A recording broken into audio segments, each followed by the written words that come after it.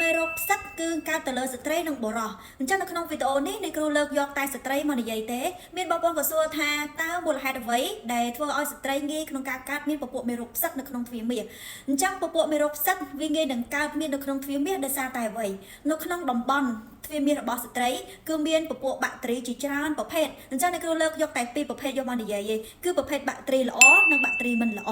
អញ្ចឹងមូលហេតុដែលធ្វើឲ្យសុខភាពស្ត្រីនេះកើតទៅលើពពួកមេរោគផ្សិតដោយសារតែកត្តានៃការបាត់បង់ពពួកបាក់តេរីល្អក្នុងតំបន់ទ្វារមាសរបស់ស្ត្រីអញ្ចឹងមានមូលហេតុអ្វីខ្លះដែលធ្វើឲ្យមានការបាត់បង់បាក់តេរីល្អចាមានច្រើនអញ្ចឹងអ្នកគ្រូលើកយកតែ3ចំណុចធំៗយកមកនិយាយទី1ការប្រែប្រួលអរម៉ូនរបស់ស្ត្រីការប្រែប្រួលអរម៉ូននេះពាក់ព័ន្ធជាមួយនឹងស្ត្រីដែលគាត់ធ្វើការប្រើប្រាស់ប្រភេទថ្នាំពជាកំណើតដែលអត់ត្រូវជាមួយនឹងសុខភាពរបស់គាត់ឬក៏គាត់ធ្វើការកែតម្រូវអរម៉ូននៅក្នុងរាងកាយគាត់ដូចជាការញ៉ាំប្រភេទថ្នាំអរម៉ូនឬក៏ការញ៉ាំថ្នាំព្យាបាលមុនឬក៏ពាក់ព័ន្ធជាមួយនឹងកត្តាផ្សេងៗតាក់ទងជាមួយនឹងបញ្ហាអរម៉ូនរបស់គាត់គឺធ្វើឲ្យសុខភាពស្បូនរបស់គាត់ហ្នឹងគឺមានការប្រែប្រួលបង្កទៅជាក្តៅបាក់តេរីល្អក្នុងទ្វារមាសយើងគឺចាប់ផ្ដើមបាត់បង់ចាប់ផ្ដើមអន់ថយជាងមុនអញ្ចឹងពពួកបាក់តេរីល្អបាក់តេរីអាក្រក់នេះវាចាប់ផ្ដើមកកើតឡើងកាន់តែច្រើនជាងមុនចាមូលហេតុទី2គឺជាកត្តារបបចំណីអាហាររបបចំណីអាហារនេះសំខាន់ណាស់សម្រាប់ស្ត្រីរបស់យើងអញ្ចឹងបើសិនជាបងប្អូនស្ត្រីដែលគាត់ចូលចិត្តប្រភេទអាហារគ្រឿងក្រក់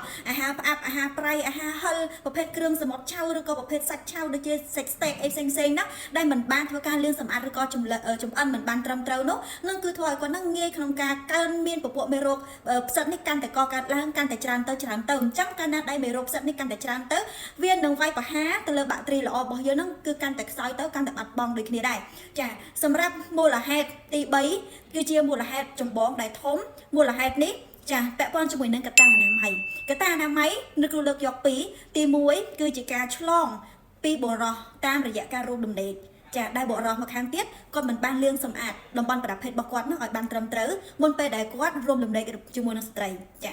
ករណីទី2គឺស្ត្រីខ្លួនឯងនេះមិនបានសម្អាតតំបន់ប្រភេទរបស់គាត់នឹងឲ្យបានត្រឹមត្រូវចាអញ្ចឹងងាយធ្វើឲ្យមានការឆ្លងពពួកមេរោគស្ត្រីខ្លះទៀតគឺគាត់អនាម័យខ្លាំងហួសពេក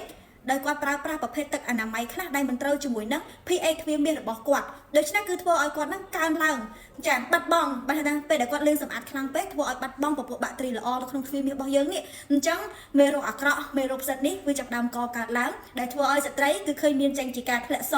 មកបែបរាងតែងបែបដូចពងមាន់ឬក៏លក្ខណៈបែបនឹងស្អិតដុំចាលក្ខណៈដូចឆេះឬក៏ដូចកតិកដាស់មកជាមួយហើយធ្វើឲ្យគាត់នឹងមានសភាពដូចជារមាស់ក្តៅក្រហល់ក្រហាយនៅផ្នែកខាងក្នុងស្បួនរបស់គាត់នឹងខ្លាំងមែនទែនហើយស្ត្រីខ្លះទៀតគឺធ្វើឲ្យស្ងួត